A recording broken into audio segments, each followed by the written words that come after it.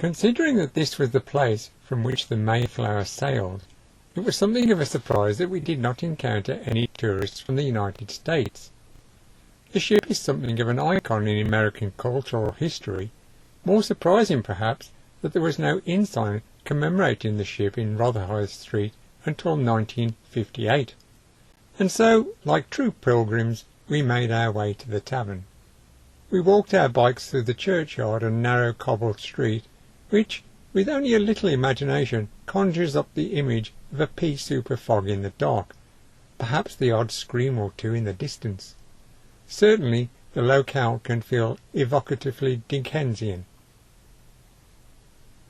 This shows the former tavern and older sign of the Spread Eagle and Crown. There were 102 passengers above the Mayflower ship, and despite the fact that the tavern has a first-floor dining area, I get the sense that they would struggle to squeeze 102 people into today's premises. Thankfully, there is a toilet. There was no such fancy convenience on the vessel crossing the Atlantic Ocean.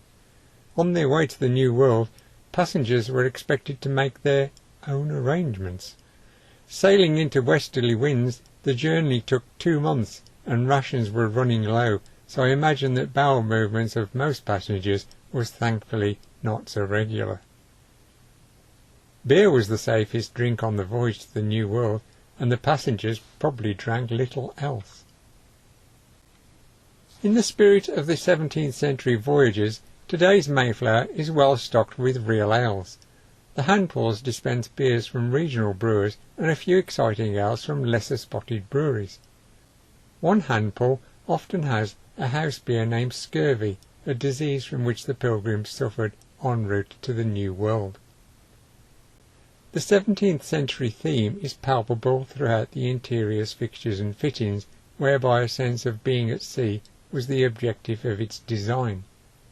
Contrivance, I hear, from the pub Puritans, but such stratagems have been rolled out in many a tavern over the years.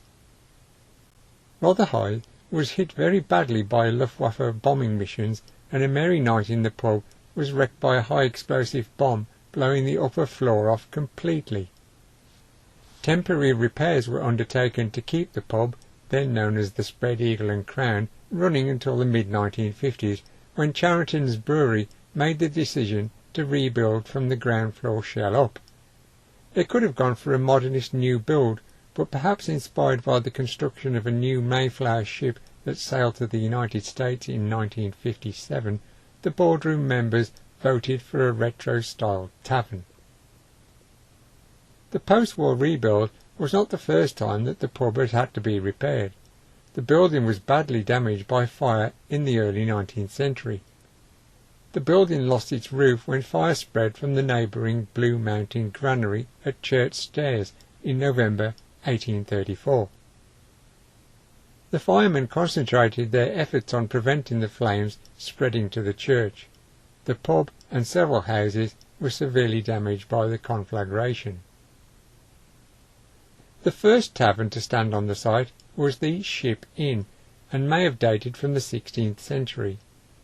Serving ales to thirsty sailors and boatmen, it is thought to have been erected with the timbers of wrecked vessels.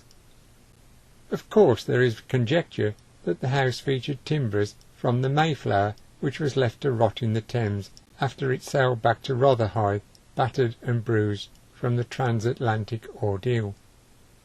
Something to ponder if you nab a seat on the wooden jetty at the rear of the pub, from where there are fine views of the river.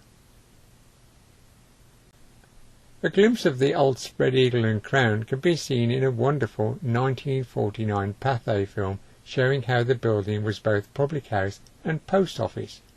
The premises had the unique distinction of being the only pub licensed to sell US and UK postage stamps. There is a milestone embedded in the frontage of the Mayflower. Rotherhithe Street once formed part of a key route along the docks. Across the street is the Sands Films Cinema Club and Theatre, a marvellous resource and facility founded by Richard Goodwin and Christine Edzard in the early 1970s. The cinema hosts a wildly eclectic programme throughout the year.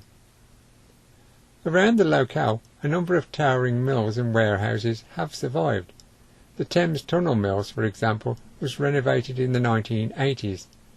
The London and Quadrant Housing Trust and its architects Hunt Thompson Associates gained a Housing Design Award in 1985 for the restoration of these old flour mills and their conversion into small vats for, and I quote, letting at fair rents to local young people. Just before we cycled past the building, the flat had sold for £820,312. Not long afterwards, the mills were to undergo a refurbishment programme by John Rowan and Partners. Thanks for viewing and listening to my blurb. If you enjoyed the video, please give a thumbs up. Post your comments below if you have more info or a question. If you think these video clips rock, you can also subscribe to the channel.